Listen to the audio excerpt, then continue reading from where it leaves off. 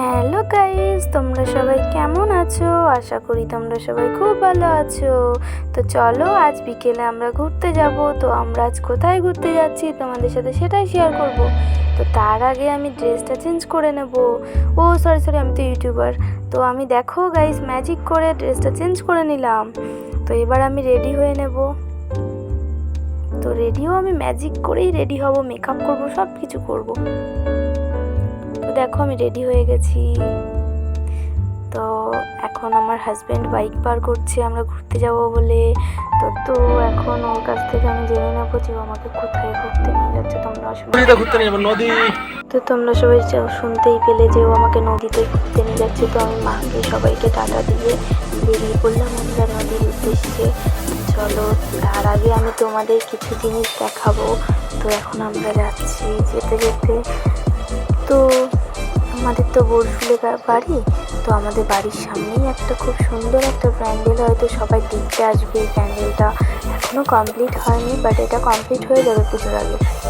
তো দেখো এটা যদিও এখন ঢুকতে দেবে না প্যান্ডেলের ভেতরে, তবুও আমি তোমাদের বাইরে থেকে দেখিয়ে নিলাম। চলো আর একটা প্যান্ডেল দেখাই তোমাদের। তো এটা সেই ঝুট মিল আছে, ঝুট মিলের ওখানটায়। তো দেখো এখানটায় কি প্যান্ডেল হয়েছে, মানে এই যে ঝুট মিলটা আছে ওটার পাশে দেখো এরকম একটা বাট ঠাকুরের মন্দির পাবে। তো ওখানটায় এই প্যান্ডেলটা করেছে। এটাও এখনও কমপ্লিট হয়নি, এটা এখনও কমপ্লিটের কাজ চলছে। তো তারপরেই আমরা চলে এলাম নদীতে। দেখো গাইস নদীর ভিউটা এতটাই সুন্দর না, মানে তোমাদের আমি বলে বোঝাতে পারবো না। জানি না মানে ফোনে কতটা সুন্দর লাগছে, বাট সামনে বিশ্বাস করো অনেকটাই সুন্দর। মানে এখানে এলে মানে বিশ্বাস করো, মানে রাত্রেবেলা যদি একটুখানি বসে থাকা হয় না, তো মানে যার মন খারাপ থাকবে তার মনও ভালো হয়ে যাবে। মানে একদম অন্যরকম ব্যাপার। তো আমরা ওই সামনের দিকে যাইনি, ওখানটায় অনেক মানে লোক ছেলেপেলে ওরা সব ছিল বলে আমরা ওই দিকটা যাইনি। তো আমি তোমাদের এখান থেকে দেখাচ্ছি, দেখো কতটা সুন্দর লাগছে। আর নদীর জল তো কদিন আগে বেড়ে গেছিলো, এখন যদিও বা কমেছে। তো এখন ওদিকটায় গেলে তোমাদের আমি দেখাতে পারতাম নৌকার উপর থেকে ভিউগুলো কতটা সুন্দর লাগে। আর রাত্রেবেলা অবশ্যই একদিন রাত্রেবেলা আসবো, তখন তোমাদের আমি রাতের ভিউটাও শেয়ার করবো। তোমরা আমার ব্লগটা ফলো করো আর দেখতে থাকো। তো দেখো ওখানে অনেক নৌকা বাঁধা আছে। তো ওখানটায় নামতে পারলাম না, তাই আমি নামলাম না ওখানে। যদিও আমি এখানে একা একা কিন্তু ভিডিও করিনি, এই কাকুটাও ভিডিও করছিল। তো এখন আমরা চলে যাচ্ছি, কারণ সন্ধে হয়ে যাচ্ছে। তো এখন সবাই চলে যাচ্ছে এখান থেকে।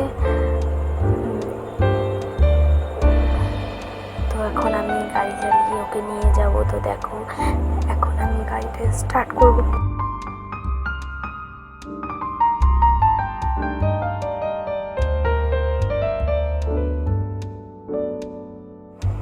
তো আমি গাড়িটা স্টার্ট করে দিয়েছি, দেখো গাইস লাইট চালিয়ে দিয়েছি গাড়িতে। তো আমি এখন স্টার্ট করার চেষ্টা করছি, বাট আমি কিন্তু গাড়ি চালাইনি, আমার হাজব্যান্ডই চালাচ্ছে গাড়ি।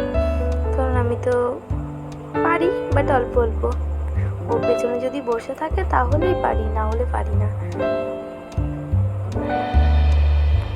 তো আমাদের বাড়ি ফিরতে ফিরতে অনেকটাই সন্ধে হয়ে যায়, অনেকটাই বলতে কি পুরোপুরি সন্ধে হয়ে যায়।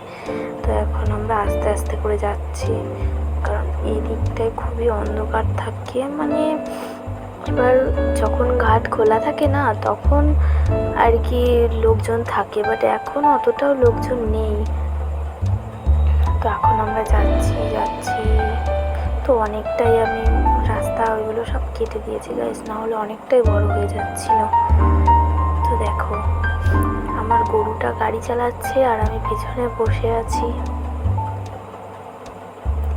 এটা কি হলো, আমার গরু একেতেই গাড়িটা ঠিক করে চালাতে পারে না, তারপরে সামনে আবার গরু চলে এলো।